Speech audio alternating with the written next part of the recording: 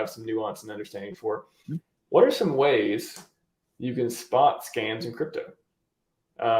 There's how do you identify things that, and on the flip side, how do you look at things like Hex and understand why it's not a scam?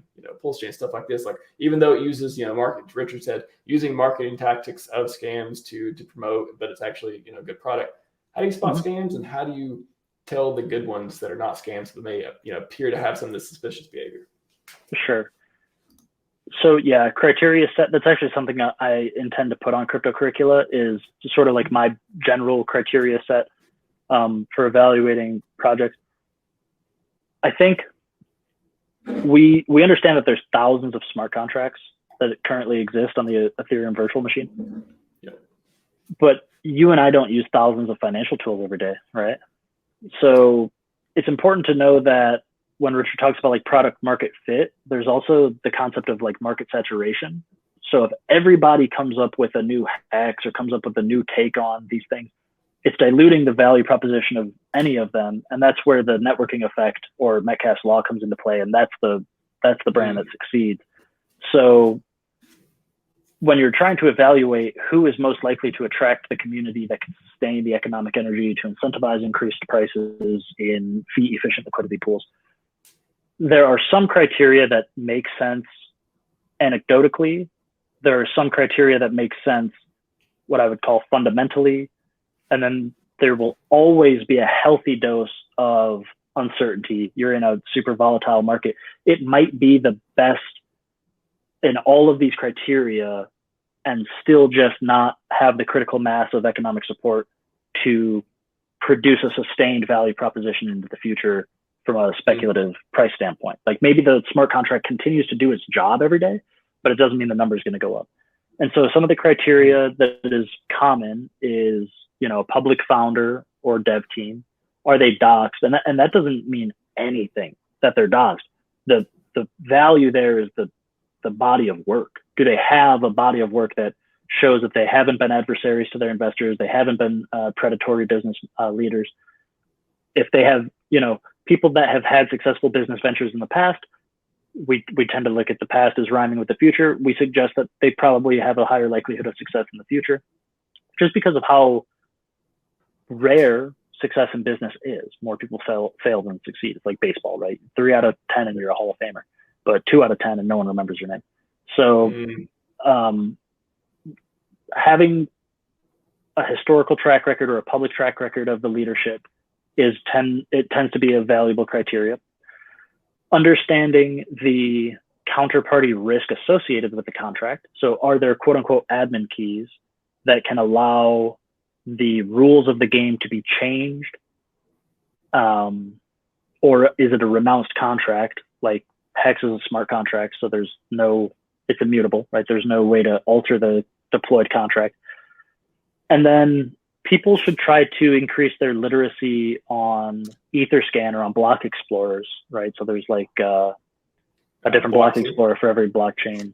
And if you block C is like the easy mode Etherscan if you want to look at different wallets and stuff like the transactions. Yeah, those are useful tools. Drop that link for them in the chat. Those are useful tools. Yeah. Using tools like that can give you at least begin to give you an appreciation for the difference between what they're telling you is in the contract and what's really there. When SafeMoon, people are familiar with the brand SafeMoon, one of the fastest tokens to ever get to 1 million holders. Yeah, you've heard of it. That's probably why you have that job at McDonald's.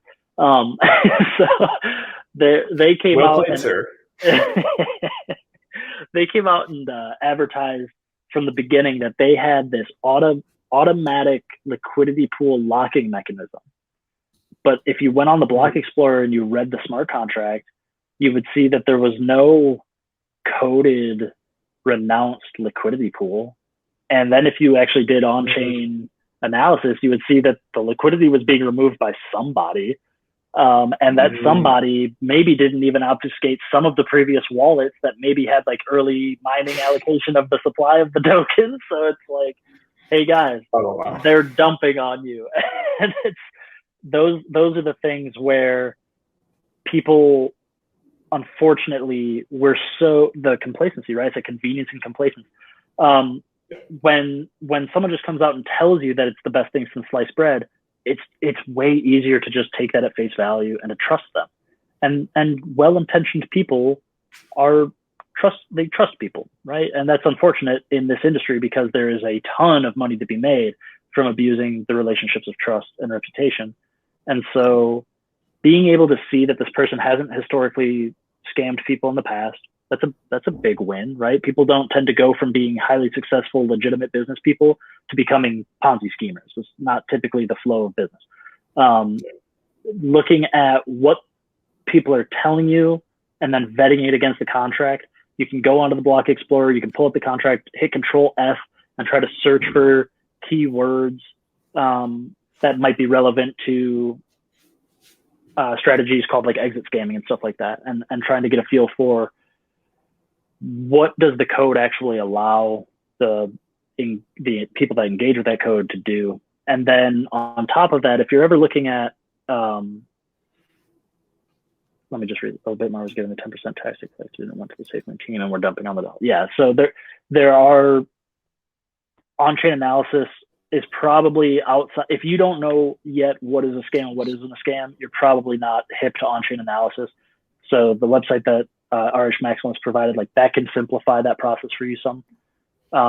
But then on top of having doxed team, body of work to compare, looking at what they say versus what's written in the code, analyzing, is the community like tangible? Are these real human beings? Do any of them have a previous like reputation in crypto? You'll see all the time people on Twitter are buying followers, and then magically these accounts that were started a month or two ago that have hundreds of thousands of followers, and all they do is tweet out the same garbage that everyone else tweets out. Hey, do you think ADA's going to $10 next week? And there's, all these people replying. Then actually go and read the replies. Is it just the same kind of cookie cutter, like insert shill here? Team ticker. Yeah, I'm on this ticker. We love this ticker. Same ticker. It's like people don't talk like that. People have real emotions and personalities behind their shilling when they're human. So if you can't seem to find the RHMaximalist and the Orca and them sitting down and talking and saying, here's my experience in the industry and here's my reputation on the line supporting this thing, maybe they're manufacturing like a false ecosystem of support for something that doesn't actually exist. That would be something where, like, I've never gone into a SafeMoon Twitter space and been like, oh, these guys got the alpha. It's never happened. I've never learned anything from anybody in any of those rooms other than, oh, there's 700 suckers in here patting each other on the back. And I don't mean to be mean about it. It's just that they clearly don't know much about crypto, and they're doing the best they can to go out and chase the shining light or the shiny object. And so that's a dangerous place to be in. If all of your information comes from an echo chamber, good luck. Yeah, but the BitConnect guy, he got on stage and he yelled BitConnect. He was very convincing. What's up? Yeah, man. That's the tough thing about it is, like, in legacy finance, you have so many regulations that are allegedly designed to protect consumers. So you're less inclined to believe that someone would be so bold, that somebody would just come out to your face and lie to you because you expect there to be repercussions. But unfortunately, the crypto space has not seen a lot of real pressure brought down by regulators in a way that does protect consumers. And we could argue whether or not we even want that stuff, or if we just need to all be more responsible individually. But that's where you're going to see people be a lot more bold with their promises in crypto than they would ever be with the SEC knocking on their front door.